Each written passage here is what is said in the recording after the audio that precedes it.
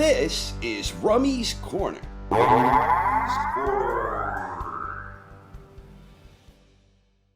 Good evening, boxing fans, and welcome to part 12 of 13 in the latest survey series, the 20 Double O's. Just the decade, not the century to date. So everything between January 1st, 2000 and December 31st, 2009. Here is the scoring system. 31 volunteers provided me with a chronological list of between 10 and 25 names who they believe represent the greatest pound-for-pound boxers who competed in the 20 Double O's. Let's rock. Number 10, Miguel Cotto. Cotto was a Puerto Rican boxer known for having excellent technical ability that worked in conjunction with an intelligent boxer-puncher pressure type of style. Cotto won titles at junior welterweight and also welterweight, and in the following decade he would also win titles at junior middle and middleweight. During the Double O's, Cotto had 16 championship fights, impressively winning 14 of them. Cotto appeared on 20 out of 31, which included 3 votes inside the top 5. Number 9, El Terrible, Erik Morales.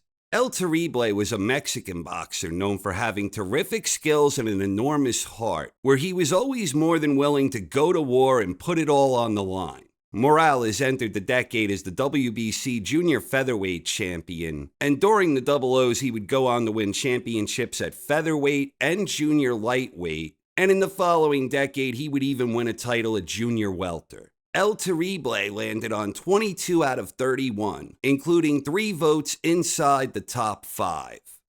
Number 8, Vladimir Klitschko. Dr. Steelhammer was a Ukrainian heavyweight best known for having an outstanding jab, stellar balance, and devastating two-handed power. After holding the WBO belt earlier in the decade, Klitschko won the IBF title in 2006, and he would eventually add the WBO title, and in the following decade he would also add the WBA. Klitschko had one of the most dominant reigns in heavyweight history, lasting nearly 10 years, during which time he made 18 consecutive title defenses. Only the great Joe Louis and the Eastern Assassin have more during the long, rich history of heavyweight boxing. Vladimir landed on 24 out of 31, including 5 votes inside the top 5.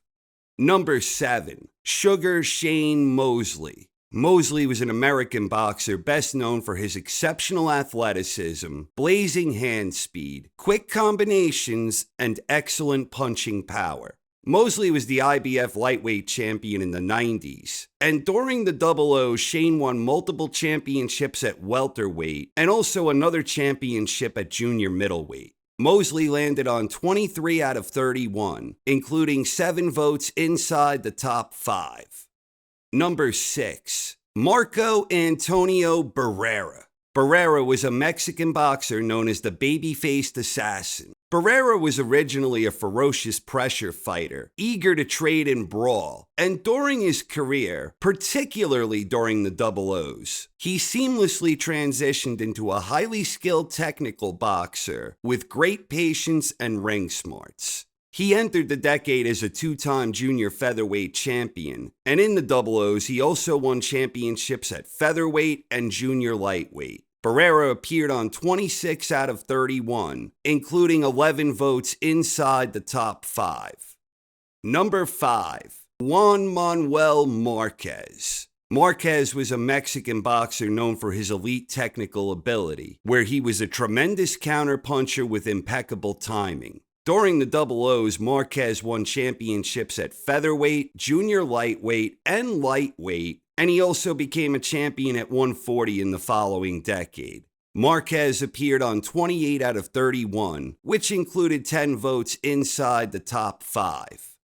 Number 4, Joe Calzaghe. Calzaghe was a Welsh boxer known for his extremely fast hand speed, high volume punching, and incredible stamina and determination. Calzaghe entered the decade as the WBO super middleweight champion, and he continued defending that title throughout most of the Double O's. In total, Calzaghe defended his WBO belt 21 times, twice unifying near the end of his reign. Calzaghe also won the Ring Magazine Championship at light heavyweight after moving up. Joe landed on 29 out of 31, including 16 votes inside the top 5, and Calzaghe also received 2 first-place votes. Number 3, Bernard Hopkins. The Executioner was an American prize fighter known for his superb ring IQ and an amazing ability to dictate and control the range, rhythm, and pacing of a fight. Hopkins entered the decade as middleweight world champion, which he continued defending into the double O's, where in total he made 20 defenses. Hopkins was the godfather of the modern 4-belt era, the first 4-belt undisputed champion in modern boxing. Hopkins also won the Ring Magazine Light Heavyweight Championship, and in the following decade he would win multiple championships at light heavy. Bernard landed on a perfect 31, which included 28 votes inside the top 5, and he also got 3 first-place votes. Number 2, Floyd Mayweather Jr. Mayweather was an American boxer known for having a sublime skill set. Floyd was a defensive wizard with extraordinary ring smarts and exceptional timing with pinpoint precision. Mayweather entered the decade as the reigning WBC junior lightweight champion, and in the double O's he would go on to win titles at lightweight, junior welterweight, welterweight, and junior middleweight. He would continue piling up championships at 147 and 154 in the following decade. Floyd landed on a perfect 31, including 30 votes inside the top 5 and 9 first-place votes. And finally, number 1, Manny Pacquiao. Pac-Man was a Filipino boxer known for his blazing hand speed, tricky angles, tremendous power, and mesmerizing stamina and durability. Pacquiao was WBC flyweight champion the previous decade, and during the double O's, he won major world titles and/or the Ring Magazine Championship at junior featherweight, featherweight, junior lightweight, lightweight, junior welterweight, and welterweight. He would also go on to win a title at junior middle the following decade. Pacquiao landed on a perfect 31, including 29 votes inside the top 5. And Pac-Man led the survey with 17 first-place votes. Here is the final top 10 list from the 20 double O's. The 1990s may have been the first decade I experienced as a fan in its entirety, but this was the decade I experienced in its entirety where I considered myself a die-hard fan throughout that span, which wasn't necessarily true for me in the 90s, when I had not truly evolved into a die-hard until, I'd say, the mid-90s. And in that sense, I think I can say with greater authority that I believe this list is more or less perfect with regards to the 10 names that made the official cut. Just missing the cut. At number 11, more than 200 points behind Cotto, we had Winky Wright. Then we had Roy, Lennox, and Oscar in that order. 3 boxers who all made the cut in the 1990s. And they were in their own little 3-way battle here, separated by a mere 30 points. And more than 200 points behind them was Dr. Iron Fist, Vladimir Klitschko to round out the top 15. Then following him, we had Zoo and Hatton. All in all, I feel this is a very strong list, one that truly does embrace the 10 best prize fighters during that stretch of time. Looking right at the very top, Manny Pacquiao edged out Floyd by 120 points, where the big difference here in the scoring stemmed from the fact that Pacquiao received almost twice as many first-place votes. The amazing thing here is, looking at the final results, with the exception of Mayweather, Pacquiao beat everyone on this list that he reasonably could have beaten. Bernard, Calzaghe, and Vlad are obviously much bigger guys that were out of Pacquiao's reach, but he beat every other single fighter on this list, bar Floyd. Pacquiao holds victories against 5 fighters in the top 10, for a total of 8 victories, and 6 of those wins happened during the 20 double O's, the decade we're examining here.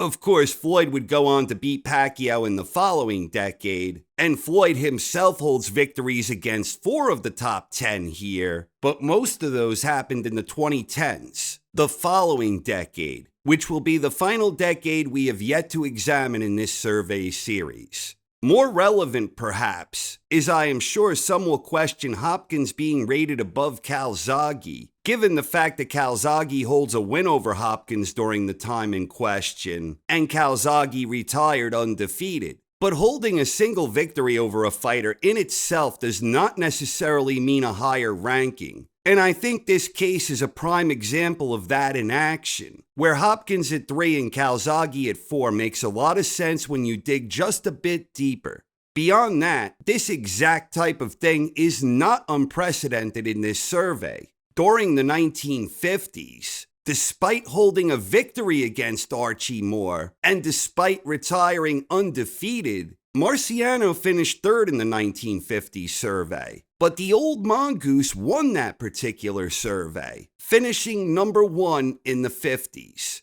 Another related angle with the same theme, Sandy Sadler beat Willie Pep 3 out of 4, and despite that fact, Pep tends to be rated higher at featherweight. This proved true in my divisional survey series from more than 5 years ago. Point being, I find nothing objectionable about Hopkins being rated over Calzaghe. In fact, I agree with the closely paired ordering here for what it's worth. Note, I did not personally participate in this survey or any of the previous surveys, so my personal opinion is not reflected in any of these results. Then we have our trio of Mexican greats, Marquez, Barrera, and Morales. To me, this mighty Mexican trio is a very tricky one to rank, and in an all-time sense, I often see Marquez listed at the top. I think a lot of that probably stems from how these outstanding Mexican boxers fared against the great Manny Pacquiao. Fair enough. I don't personally believe how the trio fared against one opponent necessarily tells the whole story, even if that opponent was the mighty Manny Pacquiao. But if you look at the period in question, the double O's, I think Barrera and Morales might have a strong case of rating higher here, and I might be inclined to do so myself. To be sure, this is nitpicking of the highest order on my part. Barrera and Morales were closer to the top of the sport earlier in the decade, and Marquez came on stronger toward the end when the other two were already fading, and Marquez went on to have his ultimate triumph the following decade, when he scored that monster knockout against Pac-Man. In any case, as I said before, I think these 10 names here in this top 10 from the period in question are as legit as it gets, but I do think the ordering could maybe be fine-tuned here a little bit. Looking back at Pacquiao and Mayweather, they became the latest boxers in the survey who averaged over 100 points per volunteer. I haven't strictly been tracking averages beyond casual observation, but at quick glance you can calculate when a boxer averaged over 100 points in a single decade. That makes Floyd and Manny the 17th and 18th boxers to hit that magical average, which to me indicates a strong consensus that these boxers belong at or very near the top for a given decade. The fact that the two of them did this in the same decade makes this the 6th such instance of this happening, exactly half of the 12 surveys to date with 1 to go. It first happened in the 1890s, where Bob Fitzsimmons and Tommy Ryan both exceeded the mark. It happened again in the 1930s, this time with Henry Armstrong and the great Joe Louis. Then in the 1940s, it happened with Sugar Ray Robinson, and once again, the great Joe Louis. Amazing for me to believe that Louis never finished higher than 2nd in any given decade, and yet it's entirely understandable when you look at the two guys who topped him in the 30s and the 40s. It happened yet again in the 1950s, and this was unprecedented. The tightest three-way race for the top spot in any of the 12 surveys to date, where we had 3 boxers who averaged over 100 per. Rocky Marciano, Sugar Ray Robinson, and Archie Moore, the old mongoose himself. Then most recently we saw this happen in the 1970s, where Muhammad Ali and Roberto Duran both hit the mark. Footnote, it officially didn't happen in the 80s because Leonard just missed the cut by the slimmest of margins, But otherwise, the same point stands for Hagler and Leonard in the 80s, even if Leonard didn't hit the arbitrary 3-figure average. My greater point here is that this helps illustrate how special all of these boxers were in their time. Pacquiao and Mayweather were head and shoulders above the rest in their era, much like some of these other legends were in their day. And I think this cuts both ways. For younger fans and newer fans who are maybe not as familiar with a lot of these older names, I think it helps provide perspective and emphasis on some of these greats from the past. And on the flip side, I think it helps provide perspective and emphasis on the impact Pacquiao and Mayweather have had on the sport, where so-called old heads like me might be a little slower to solidify current greats in a proper historical context.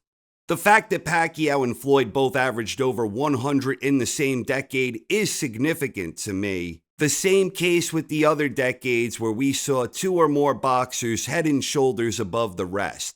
A very special thanks to the 31 volunteers who contributed to the 2000's edition of this boxing survey experiment, many of whom have participated every step of the way. I really appreciate you all volunteering your time and knowledge to this project, and for making the commitment. You all indeed rock.